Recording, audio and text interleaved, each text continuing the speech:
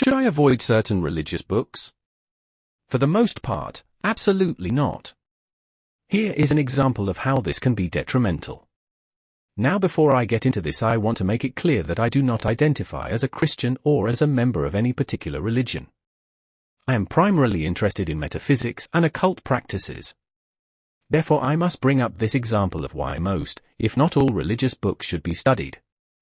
In the Commonwealth Games Birmingham opening ceremony of 2022, a Bible scripture was reenacted.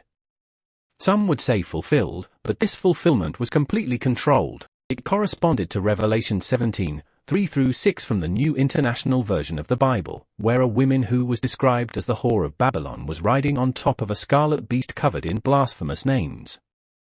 In the Commonwealth Games Birmingham opening ceremony of 2022, that very scripture was reenacted, with a woman riding on top of a scarlet bull covered in names.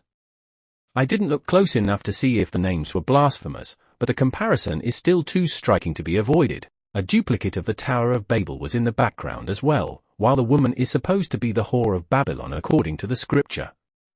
Now, if this woman's parents, children, or husband were completely unfamiliar with Bible scripture, they would be completely oblivious to the fact that their daughter, mother, or wife were being depicted as a whore for the entire world to see on national television.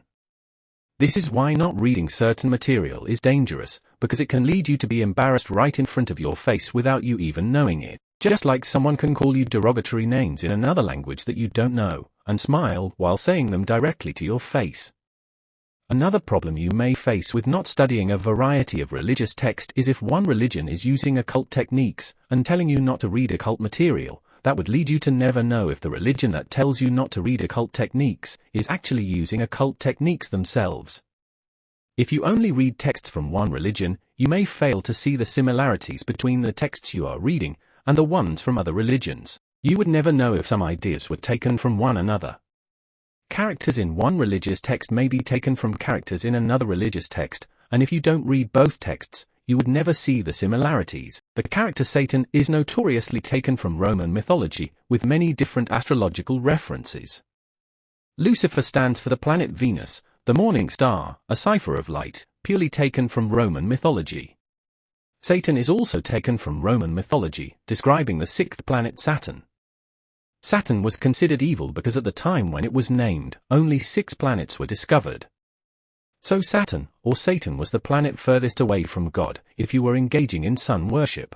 Now, I am not saying that an extraterrestrial being that does not have humanity's best interest at hand does not exist, which would be commonly referred to as the devil. I am sure there is an entity that actively plays that role. I am simply giving an example of how the character of Satan or Lucifer actually derives from what many would call pagan teachings.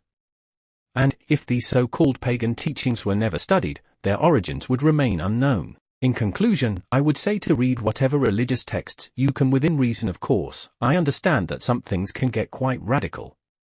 But be extremely careful with someone telling you not to read text from a certain religion, because they might have something to hide. Refusing to read certain texts can also keep you in ignorance, and you may miss some important philosophical or political information. These things can be used against you if you are not aware of how they fully work.